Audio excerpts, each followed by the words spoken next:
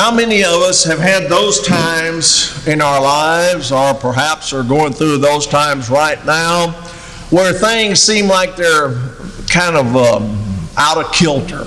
Okay, they're confusing. You're not sure what's going on, but you know there's something, but you just can't figure it out. Most all of us have had that at one time or another in our lives. And as we have read the different accounts of the resurrection and the days following, we're now in the third Sunday of Easter, we recognize that for these disciples, everything is different. The disciples who have journeyed with Jesus these past 3 years have seen the one who was to have been their Messiah and their deliverer killed, hung on the cross, and confusion reigned. All their hopes and expectations were now locked in the events of the past, and it was a struggle for them to get past the prison they were now in. So many witnesses to what might be the risen Lord, but who can they trust? Depression, despair, darkness, and even giving up were the order of the day. Okay, so now let's just back up, or let's fast forward, I guess if we're coming from 2,000 years ago, to December 2019. I don't know if when I speak that day and that date and that month, it rings a bell to you. But in December of 2019, the first vestiges of the coronavirus were appearing on the horizon, the coronavirus pandemic. And as the days, months, and even the years now went by, things got steadily worse.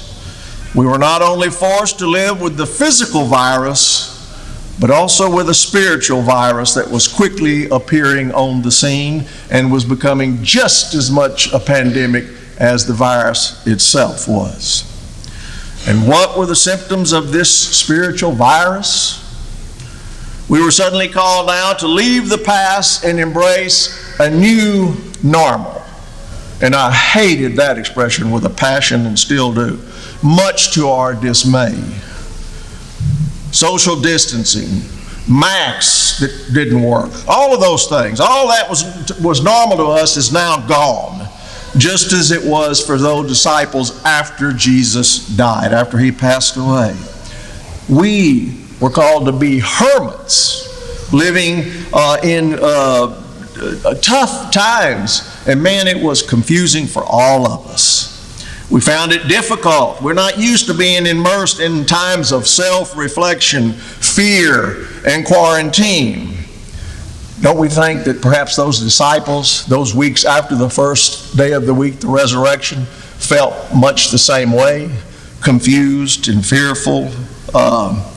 That pandemic created an atmosphere where spiritual virus could rapidly spread. All of the rhetoric about this thing did nothing but confuse us. It didn't help in any way. We wanted out of this experience.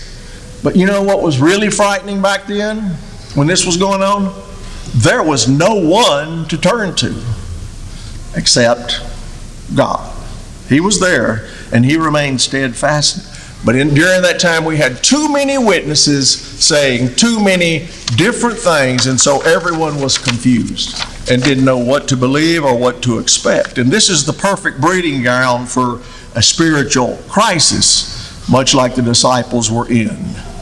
A cloud was hanging over our heads, a threat to our well-being, and feelings of sadness and anxiety. The source and summit of our Catholic faith was removed from us. The Eucharist was removed from us. We were in exile, not really knowing what to do next. We made our spiritual communion. That's not Eucharist.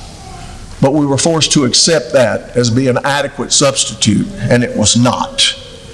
Imagine the anxiety felt by the disciples and the early Christians who are now facing a virus even far worse than we have during this time. They were being persecuted. They were fearful, locked in rooms. They could even be put to death for what they believed.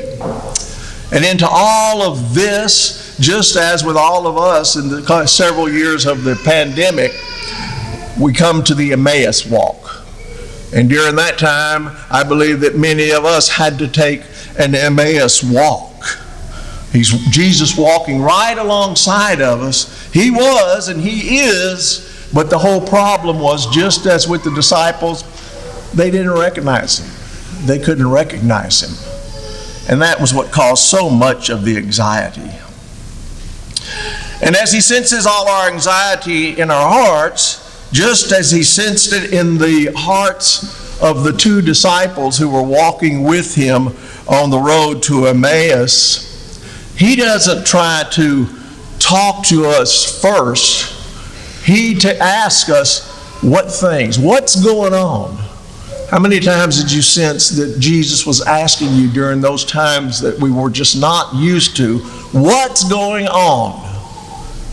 Because that's what He wants to know, where our hearts are. And that's a beautiful opportunity to talk to God in a way that's really meaningful. And then after telling Him what's going on, then He addresses our fears, our anxieties, and the spiritual virus that has overtaken us by nourishing us with what? As He walked with them along the way, He nourished them with the Word, right? Beginning with the prophets, He began to explain everything that had to happen to Him. And they get to these two people's house, and what happens? He breaks bread, and in the breaking of the bread, they recognize Him. And so what do we see? What do we see happening on that road to Emmaus? And I think what we see is a demonstration of how badly we felt when we could not sit in this place. We have a picture of the Eucharist, the liturgy of the Word, and the liturgy of the Eucharist, where these men recognized Jesus in their midst, and now that He had given them the faith and the insight that they needed to understand, He vanishes. And that's where we live today. Blessed are those who have not seen yet believe. It's in our hearts. And I remember those times that we would sit right there in them chairs over there, and it would just be us, the priest. I don't even know we had altar service at that time. And we'd have music, and we would sit up there and look out there, empty, nobody. And I remember one time how I commented, this is not Mass. Even though it was, we celebrated the Eucharist. It was not Mass. Why? Because you were not there. We were not really there. And now by the grace of God, Jesus has explained to us all that has been going on, and in so doing, has He not caused our hearts to burn within us? The Eucharist, does it not draw at our hearts? I remember how excited everybody was when we started coming back to Mass first, slowly, a few at a time. Then we started taking reservations for Mass, more and more people coming, and finally we did away with all of that. We could sit together and be with one another. But most importantly to me was the excitement that was generated when the Cardinal gave us permission to reinstitute receiving from the cup. And my initial reaction was, there's nobody going to do that. There's nobody going to do that. Well, that was a lie, a false belief on my part, because very quickly we saw that we need to get more ministers up here, because people needed that nourishment, that real presence of Jesus Christ in the Eucharist, which is at the key of what we as Catholic Christians believe. So I asked you the question, I asked myself the question, is this Mass right now that we're fixing to celebrate, is it an Emmaus experience for you, for me, where Jesus walks with us, talks to us, and then feeds us with His very body and blood? My prayer, of course, and I would like our prayer to be that all of us would see this each time we come to Eucharist, is that Emmaus experience where we can recognize Jesus in our midst and walk with Him. The Eucharist is that love which surpasses all loves in heaven and on earth. That's a statement that was made by St. Bernard of Clairvaux. What is love? St. Thomas Aquinas defined love as willing the good of the other. That means that we always want that which is best for the other person instead of just what is good for ourselves. Doesn't that paint a picture of Jesus Christ and his suffering on the cross and giving us the gift of Eucharist, where he makes himself present to us, body and blood, soul and divinity? St. John in his first letter tells us that God is love. That is because God's very essence is to do what is good for us. God is love, and he shows love in all that he does. The greatest exhibition of that love is Jesus' death and resurrection, and that mystery continues to be made present. That one mystery continues to be made present in the Eucharist.